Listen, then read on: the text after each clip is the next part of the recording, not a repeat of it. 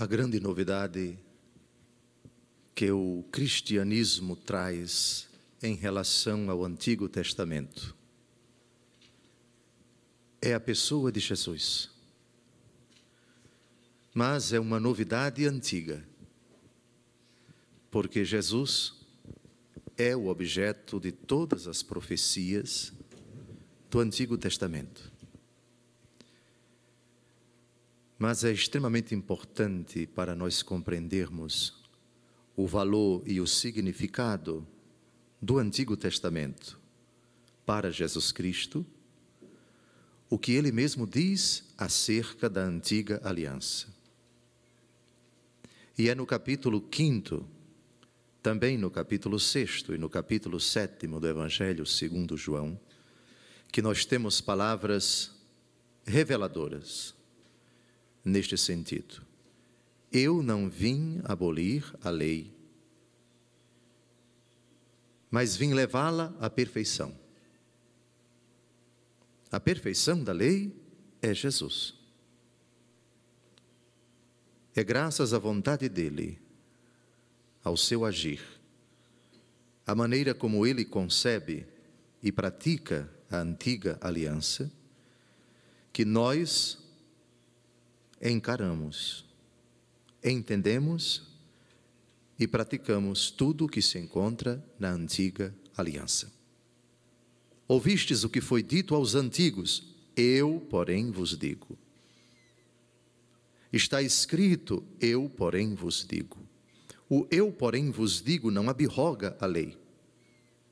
Não é uma abolição da lei, não é uma preterição da lei, mas um aperfeiçoamento dela.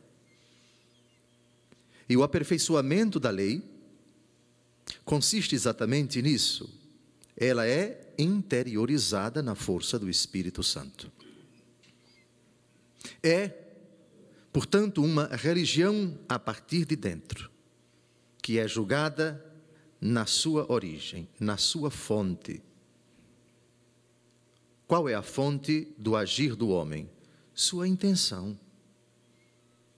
É a motivação do nosso querer, do nosso pensar e do nosso agir, que torna a nossa conduta agradável ou abominável aos olhos de Deus. Se vossa justiça não superar a dos fariseus, não entrareis no reino dos céus. A justiça dos fariseus priorizava, quase que absolutizava, a prática da lei mosaica, da lei de Moisés. O cristianismo faz algo muito mais grave, muito mais sério, muito mais comprometedor a partir de dentro. É tua intenção, é aquilo que está dentro de ti que vai revelar se tua prática, se tua conduta, se teu culto, se tua caridade, aspas, se tua, aspas, caridade, são verdadeiros ou uma grande hipocrisia. Nos capítulos 5 e 6 do Evangelho segundo Mateus, ainda esses famosos capítulos, Jesus diz, quando orardes, não façais como os hipócritas. Quando jejuardes, não façais como os hipócritas. Quando deres esmola, não façais como os hipócritas.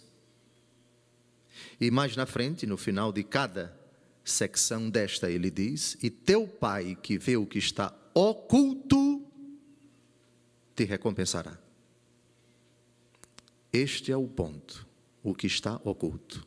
O que está oculto na nossa vida não é aquilo que faz parte da nossa intimidade ou da nossa privacidade. Essas categorias são categorias jurídicas, são categorias sociológicas. Não. O essencial, o cerne dos méritos ou deméritos de nossa conduta, de nossa prática cristã, reside exatamente nisto. Teu Pai que vê o que está oculto. É um âmbito da nossa vida ao qual ninguém tem acesso senão nós mesmos e Deus.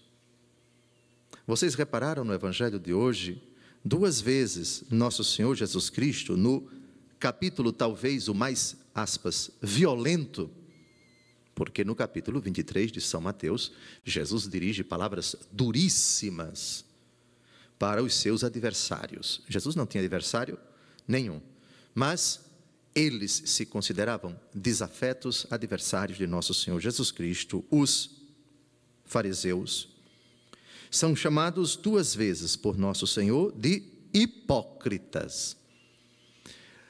Hipocrisia, etimologicamente, na língua grega, significa pouca decisão. Hipó, baixo, pouco. Crisis é decisão. Hipocrisia é aquela indefinição com relação ao comportamento, à sua maneira de agir. Em outras palavras, a duplicidade. O hipócrita, ele aceita para a sua vida, uma dupla conduta, uma cisão entre o interior e o seu exterior, entre o que ele pensa e o que ele fala, entre o que está dentro do seu coração e aquilo que ele manifesta, aquilo que ele exterioriza. Também a hipocrisia leva-o a agir na presença de um de uma forma, na presença de outro de outra forma, de acordo com o seu gosto, com o seu interesse escuso, com o seu intento de enganar ou de ludibriar ou de obter privilégios e assim por diante. Duplicidade de vida. Jesus denuncia a hipocrisia dos fariseus em termos duríssimos e os assemelha a sepulcros caiados. Parecem belos, mas por dentro estão cheios de ossos, de mortos e de toda a podridão. Parecem belos. A hipocrisia, então, traz consigo um pouco de teatro, para não dizer muito, e em certos casos até é uma total representação, um completo fingimento, que chega às raias do cinismo. Lógico que o hipócrita, ele traz consigo um pouco de caricatura. É um artista. É uma pessoa que sabe agir de acordo com a circunstância, ou para agradar e obter favores, bajulador, adulador, ou então para mascarar, para enganar, para forjar, para não ser descoberto, para ludibriar, para trapacear, e isso em todos os âmbitos, do olhar, do falar, do agir, do vestir-se, do se comportar, em todos os âmbitos. Por dentro, cheios de hipocrisia e injustiça, diz Jesus acerca dos fariseus que parecem justos diante dos outros. O parecer é uma parte do nosso agir que para Jesus é absolutamente secundária. Não diz absolutamente nada para ele aquilo que nós parecemos ser para os outros. O juízo dos homens, ele é tão falaz, mas também ele é tão sem fundamento, sem certeza, sem segurança, porque ele é pautado em aparências. Muitos dos julgamentos das pessoas a nosso respeito são julgamentos sérios. Existem pessoas retas, pessoas íntegras, que têm um juízo justo a nosso respeito. Todavia, o seu julgamento é em cima daquilo que elas ouvem dizer a nosso respeito, daquilo que elas nos veem dizer, falar e agir. Tudo isso, porém, não tem absolutamente nenhuma importância se nós, o objeto do seu juízo, tivermos sido ou estivermos sendo hipócritas, teatrais, cínicos, fingidos, oportunistas. Por mais bem intencionadas que sejam as pessoas, ao emitirem um juízo reto, imparcial a nosso respeito, elas não conhecem aquilo que se passa dentro do nosso coração.